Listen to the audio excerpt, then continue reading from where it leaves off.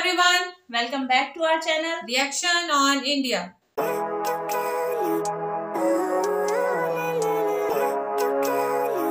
मेरा नाम है नाजिया। मेरा नाम है मिनाहिल। तो आज इस वीडियो पे हम रिएक्शन देने जा रहे हैं। इसका टाइटल है वीडियो का टाइटल है Indian company that makes Europe train story of Titagarh wagons और इनके चैनल का नेम है पावर ट्रेन। आज हम लोग इस वीडियो पे रिएक्शन करने जा रहे हैं। वीडियो का लिंक और टाइटल आपको मिल जाएगा डिस्क्रिप्शन बॉक्स में, जरूर से चेकआउट कीजिएगा इनके चैनल को। और अगर आप हमारे चैनल पे नहीं हैं तो जल्दी से सब्सक्राइब कर लें और बाकी लिंक जो है वो डिस्क्रिप्शन में मौजूद है, वहां उसको फॉलो करें। जल्दी से बढ़ते हैं वीडियो की जानिब और देख लेते हैं ये वीडियो।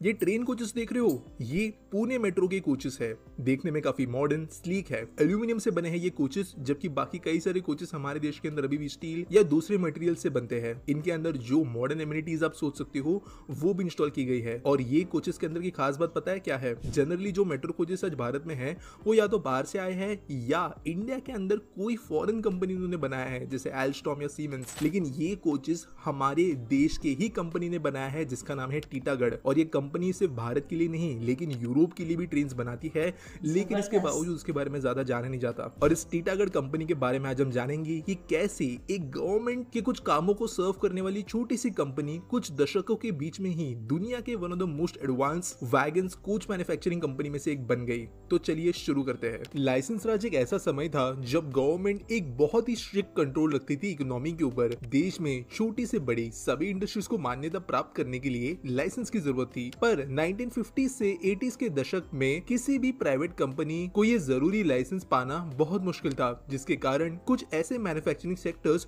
जहां इनोवेशन की खास जरूरत थी वहां पे डेवलपमेंट नहीं हो पाया और इन सेक्टर्स में सिर्फ गवर्नमेंट कंपनीज का ही राज था। पर 1991 के इकोनॉमिक लिबरलाइजेशन पॉलिसी के बाद कई प्राइवेट प्लेयर्स ने इन सेक्टर्स में एंट्री की, जिन्होंने इंडियन इकोनॉमी और इनोवेशन के अंदर मॉडर्नाइजेशन के साथ में चेंजेस लाए। और कोलकाता बेस्ड टीटागढ़ वैगन्स उन्हीं कंपनीज में से एक है और आज हम इसी कंपनी के बारे में जानेंगे। टीटागढ़ वैगन्स लिमिटेड वैसे साल 1997 में फाउंड की गई थी, पर टीटागढ़ को एक ब्रांड बनाने की शुरुआत लाइसेंस राज में ही शुरू हो गई थी। जगदीश प्रसाद चौधरी ये टीटागढ़ वैगन्स के फाउंडर है, जिनकी एंटरप्रेन्योरल जर्नी दार्जिलिंग के एक टी एस्टेट में एज एन अकाउंट असिस्टेंट के रूप में हुई थी, जिसके बाद वो कोलकाता शिफ्ट हुए और इन्होंने BESCO या बेस्को के एक स्टील कास्टिंग कंपनी के लिए काम किया। और ये स्टील कंपनी उस वक्त इंडियन रेलवे को सप्लाई देती थी। कुछ सालों बाद वो अपने परफॉर्मेंस के दम पर बेस्को के CEO भी बन गए। पर इस वक्त उन्होंने अपनी खुद की स्टील कास्टिंग कंपनी खोलने का निश्चय कर दिया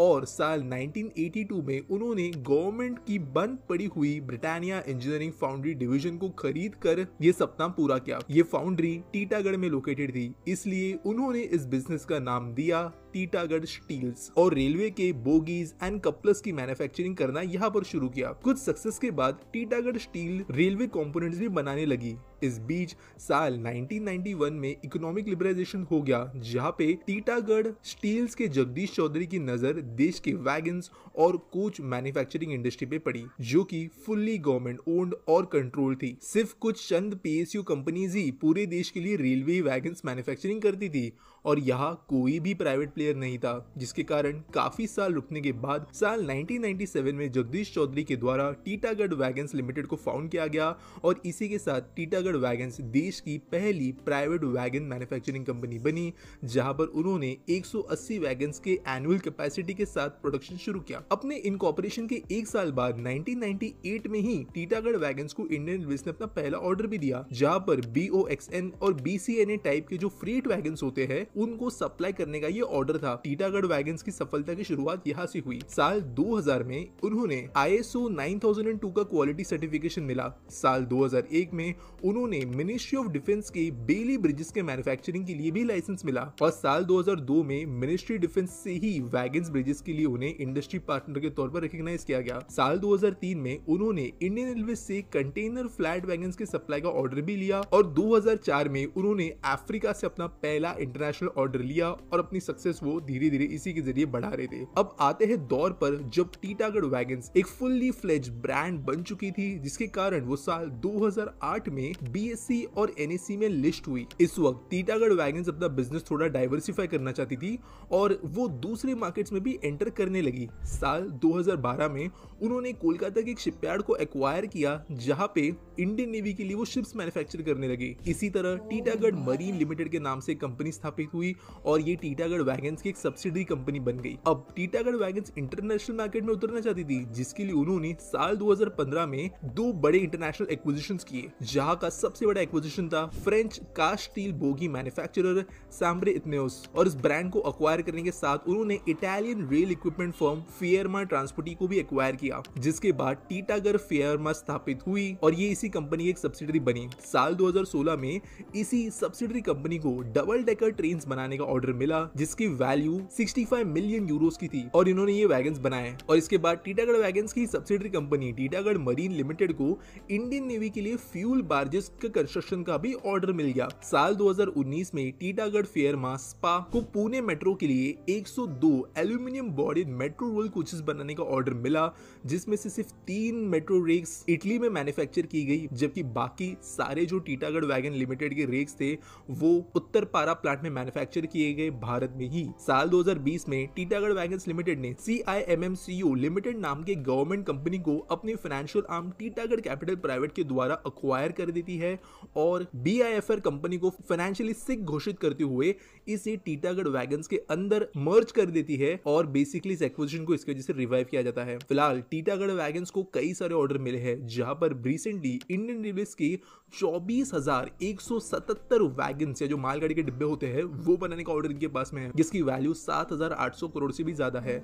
ये ऑर्डर उन्होंने 29 महीनों में डिलीवर करने का वादा किया है और इसके साथ साथ इंडियन नेवी के भी कई बड़े ऑर्डर्स इनके पास में है। इस वक्त टीटागढ़ वैगन्स लिमिटेड भारत की अकेली wagons and coach manufacturing company है जो वर्ल्ड क्लास स्टैंडर्ड्स मेंटेन करती है और रिसेंटली उन्होंने हैदराबाद में एक नया ऑफिस डिजाइन भी खोला है, जहां पर वो अपने इटली बेस्ड टीटागढ़ फिएरमा स्पा के डिजाइन और नॉलेज की एक्सपर्टीज को इंडिया में धीरे धीरे शिफ्ट कर रहे हैं और अपने मेट्रो कोचेस और EMUs का डिजाइन भी यही करना शुरू कर चुके हैं। इसी के साथ उनका ABB नाम की एक स्वीडिश कंपनी के साथ में भी जॉइंट वेंचर चल रहा है, जिसके साथ में मिलकर वो EMUs और MEMU ट्रेन्स के लिए प्रोपल्शन यूनिट्स भी बनाएंगे। वे कोलकाता के फाल्टा में भी एक शिपयार्ड बना रहे हैं, जिससे इंडियन नेवी और दूसरे गवर्नमेंटल बॉडीज के लिए वो स्पेशलाइज्ड शिप्स भी बनाएंगे। टीटागढ़ वैगन्स ये दिखा पाई है कि इंडियन कंपनीज जो कहीं ना कहीं पर PSUs को सर्व करने के लिए भी बनी थी, वो कंपनीज आज इंटरनेशनल लेवल पे compete कर सकती है और कंट्रोल से बाहर आने की वजह से प्राइवेट सेक्टर किस तरीके से बहुत कम समय में चीजों को रेवोल्यूशनाइज कर सकता है,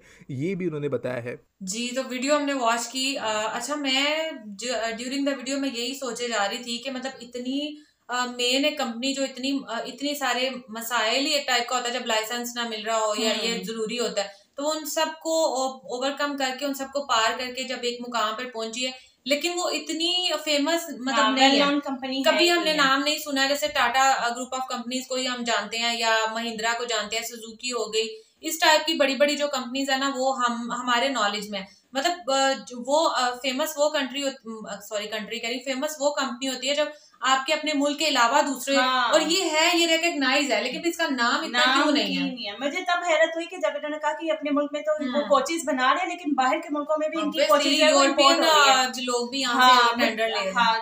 मतलब वो लोग खुद इतने ज्यादा जो है वो इतने अच्छी उनकी मेट्रो वगैरह इतनी जबरदस्त होती है, लेकिन सबसे बड़ी बात है कि जब वो इंडिया से एक्सपोर्ट कर रहे हैं तो कोई अच्छी कंपनी होगी ना, लेकिन इतनी बड़ी कंपनी होने के बावजूद इसका कोई नाम ही नहीं है।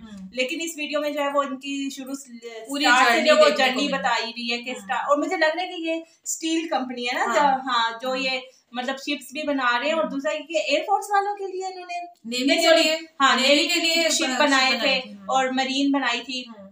काफी बड़ी और अच्छी कंपनी है, तो इसका नाम भी इतना होना चाहिए। अभी भी इनके पास इतने टेंडर हैं और तकरीबन 700 करोड़ आई थिंक उन्होंने बताया जो इनके पास टेंडर है, काफी बोगियों के और इन सब चीजों के, ट्रेन के भी, और दूसरा ये कि शिप के भी इनके पास टेंडर है। और जितना इंडिया में मेट्रो है, जितना मतलब चल रहा है, अब तो बुलेट बन रही है, अगर ये कंपनी को अगर इतना रिकॉग्नाइज किया जाए तो फिर तो इंडिया को दूसरे मुल्कों से जरूरत ही नहीं पड़ेगी, अपने मुल्क में जो है।